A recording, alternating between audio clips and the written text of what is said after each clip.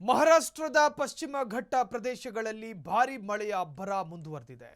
ಸತತವಾಗಿ ಸುರಿಯುತ್ತಿರುವಂತಹ ಮಳೆಯಿಂದಾಗಿ ನದಿ ಮತ್ತು ಪಂಚಗಂಗಾ ನದಿಗಳು ಉಕ್ಕಿ ಹರಿಯುತ್ತಿವೆ. ಇದರ ಪರಿಣಾಮವಾಗಿ ಕೊಲ್ಹಾಪುರ ಜಿಲ್ಲೆಯ ಶಿರೋಳ ತಾಲೂಕಿನಲ್ಲಿರುವ ಪ್ರಸಿದ್ಧ ನರಸಿಂಹವಾಡಿ ದತ್ತ ಮಂದಿರವು ಜಲಾವೃತಗೊಂಡಿದೆ. ನರಸಿಂಹವಾಡಿ ದತ್ತ ಮಂದಿರವು ಮತ್ತು ಪಂಚಗಂಗಾ ನದಿಗಳ ಸಂಗಮ ಸ್ಥಳದಲ್ಲಿದೆ. ಪ್ರಸ್ತುತ ದೇವಸ್ಥಾನದ ಬಹುಭಾಗವು ನೀರಿನಿಂದ ಆವೃತವಾಗಿದ್ದು ದೇವಸ್ಥಾನದ ಒಳಗೆ ನೀರು ನುಗ್ಗಿದೆ. ಭಕ್ತರು ನೀರಿನ ಮಧ್ಯದಲ್ಲೇ ನಿಂತು ದೇವರ ದರ್ಶನವನ್ನ ಪಡೆಯುತ್ತಿದ್ದಾರೆ.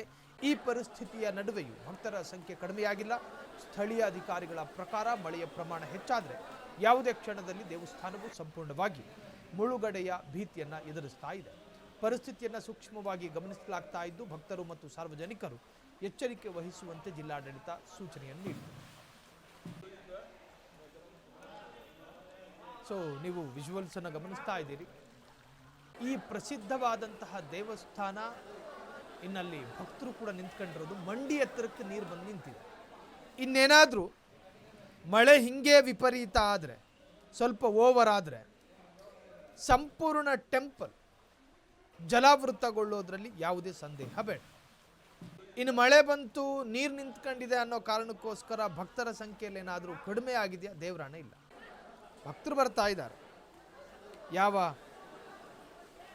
ಅಡೆತಡೆ ಇಲ್ಲದೆ ಭಕ್ತರು ಬರ್ತಾ ಇದ್ದಾರೆ. ಭಕ್ತರ ಆಗಮನದಲ್ಲೂ ಕೂಡ ಯಾವುದೇ ತರಹದ ಏರಿಳಿತಗಳಾಗಿಲ್ಲ.